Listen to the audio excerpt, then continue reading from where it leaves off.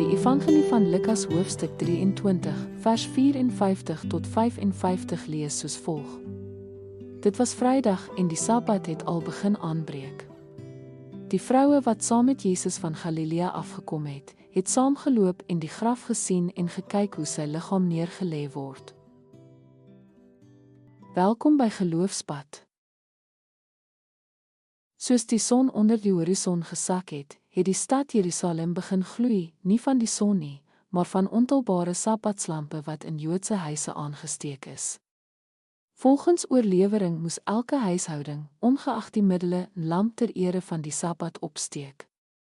Al moes mens olie bedel, moet die lamp aangesteek word. Dit het vreugde, vrede en die teenwoordigheid van God gesimboliseer toe die heilige dag begin het. Maar op hierdie spesifieke aand het die lig in 'n swaar donkerte geskyn. Jesus was pas gekruisig. Sy liggaam, haastig toegedraai, is in 'n geleende graf neergelê. Josef van Arimatea en Nikodemus het vinnig opgetree omdat die Sabbat op hande was, 'n hoë Sabbat wat verband hou met die Pasga en die fees van ongesuurde brode. Volgens wet moes alle werk gestaak word. Die begrafnis was dus kort, die klip het oor die ingang gerol en die vroue wat Jesus liefgehad het, kon net toekyk.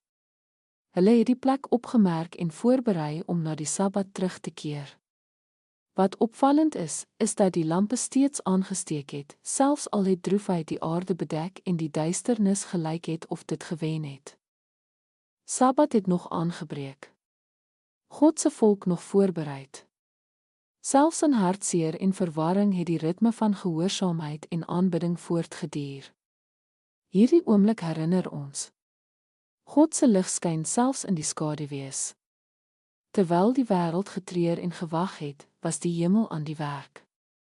Alhoewel die liggaam van Jesus stil gelê het, was God se plan besig om te ontvou. Die Sabbatsrus was nie die einde nie, maar die pouse voor die opstanding. Dis in ons eie oomblikke van verwarring, hartseer of wag, wanneer dinge onvoltooid of oorhaastig voel, mag ons steeds voorberei. Mag ons nog die lamp aansteek. Nie in ontkenning van droefheid nie, maar in geloof sal daardie lig terugkeer, want Sondag kom. Laat ons bid. Here, selfs wanneer duisternis ons omring, help ons om U met vertroue en gehoorsaamheid te eer. Leer ons om te rus in U beloftes en om te glo dat U selfs in stilte werk. Dankie vir die lig van hoop wat nie uitgedoof kan word nie. Amen.